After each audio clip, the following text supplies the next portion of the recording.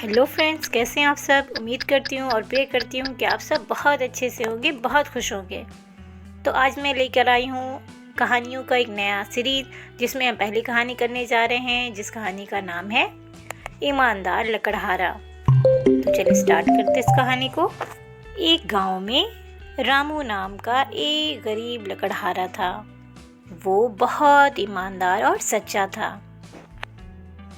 वो रोज जंगल जाकर लकड़ियां काटता और उन्हें बाजार में बेचकर अपना गुजारा करता। एक दिन लकड़ियां काटने वो जंगल जा रहा था। लकड़ियां काटते समय उसकी कुल्हाड़ी नदी में गिर गई। नदी बहुत गहरी थी। रामू बहुत परेशान हो गया।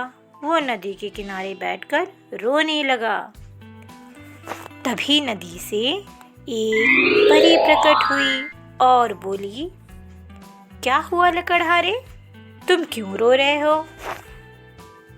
रामू ने ईमानदारी से कहा, मेरी कुल्हाड़ी नदी में गिर गई है। मैं बिना कुल्हाड़ी के काम नहीं कर सकता। जल परी मुस्काई और पानी में डुबकी लगाकर एक सोने की कुल्हाड़ी निकाल कर लाई। उसने पूछा, क्या ये तुम्हारी कुल्हाड़ी है।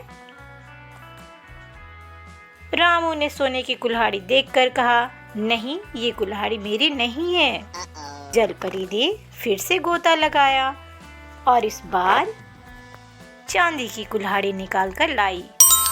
उसने पूछा, क्या ये तुम्हारी कुल्हाड़ी है।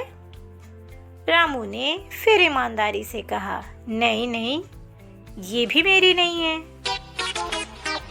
फिर परी ने एक साधारण लोहे की कुल्हाड़ी निकाल कर दी और पूछा, क्या ये तुम्हारी कुल्हाड़ी है।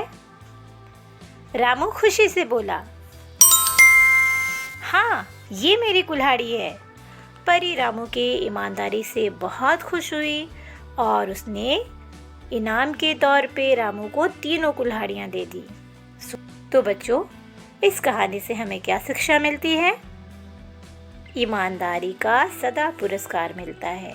तो हमें हमेशा ईमानदारी से जीवन व्यतीत करना चाहिए, ईमानदारी से जीवन बिताना चाहिए और सच्चाई के रास्ते पे चलना चाहिए। उम्मीद करती हूँ कि ये कहानी आपको अच्छी लगी होगी और आप इस कहानी के माध्यम से ईमानदारी और सच्चाई को सीखेंगे। Amazing!